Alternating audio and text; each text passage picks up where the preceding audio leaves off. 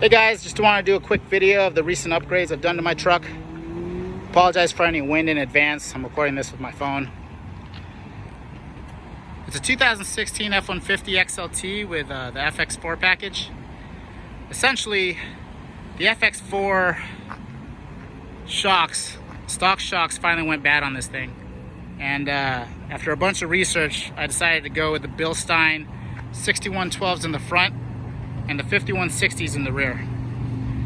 Essentially, the 5160’s are just the 5110’s, but they add a reservoir. I'm also running BDS upper control arms. The truck is sitting on BF Goodrich KO2s, 275/70 R18s with 1.5-inch hub-centric wheel spacers from Bora.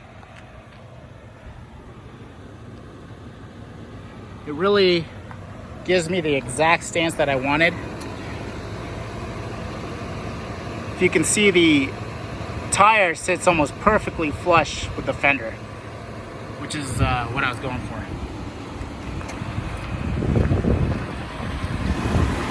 As far as how you adjust the height, it's actually really simple. It's a 60mm shock body, and there's these indents around it with a snap ring. So you set the snap ring, put the collar over, you drop in your spring, and unfortunately you have to reuse the factory top hat. It doesn't come as a full assembly, so you do need access to a spring compressor, and you do need to reuse that top hat. I went with the BDS suspension for a few reasons. Number one being, I drive this thing every day, so I wanted it to be quiet and as close to factory as possible. These upper control arms come with rubber bushings, which help to isolate some of that vibration and road noise, and then a greasable ball joint that's entirely sealed. A lot of people will argue that uniball is better, but honestly, this isn't a race truck. Once you start getting grit in there, it just takes a lot of maintenance. A ball joint, you can't go wrong with that.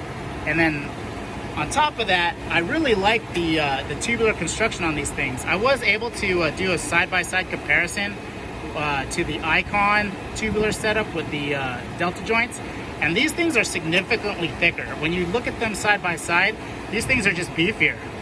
So yeah, I really just kind of like the look.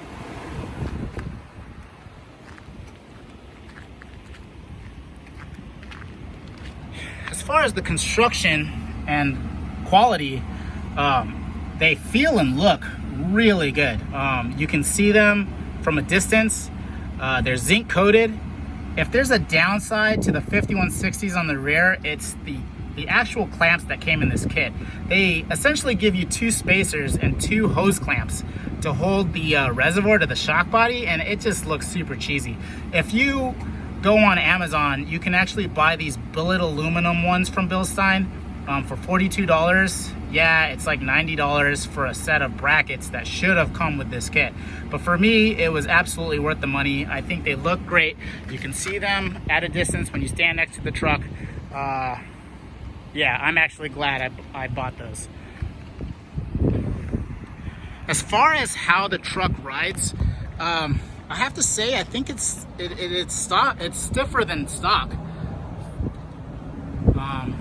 Now, part of that might be because I got used to the factory shocks that started to go bad, but I definitely think that they're a little bit stiffer. Now, that's not a bad thing.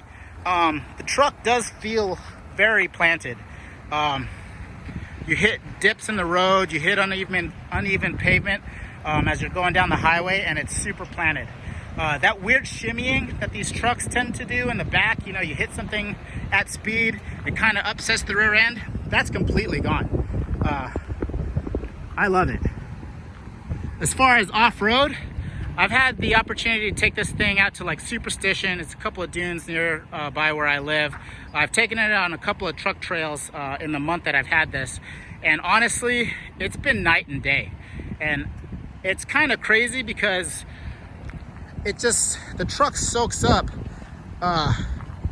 most of the stuff that I wouldn't be willing to go through before. It doesn't feel washy. It just feels very planted. And yeah, I'm not doing anything like too crazy. Obviously, if you're doing some serious off-roading and you know you're worried about shock fade and you need the resis in the front, then this setup's not for you. I mean, altogether I paid around $1,400 for a full set of shocks and upper control arms from Stage 3 Motorsports. As far as the balance between a daily off-road and you know, a little bit of off-roading here and there, I only use this truck to take my family to and from the campsite. You know, I'm not going to be doing anything overly aggressive. So this works for me. You know, if you're actually doing high-speed running out in the desert or stuff that I wouldn't be doing, you might want to invest in an actual off-road setup, like a set of Fox 2.5s or, you know, Icons. But for me, these Bilsteins, honestly, best bang for buck. I don't think I'm going to be disappointed with these anytime soon. Hopefully this helps some of you guys out. I know I was struggling to find any videos of this setup on this generation F-150. If you have any questions, feel free to leave a comment down below and I will do my best to answer them.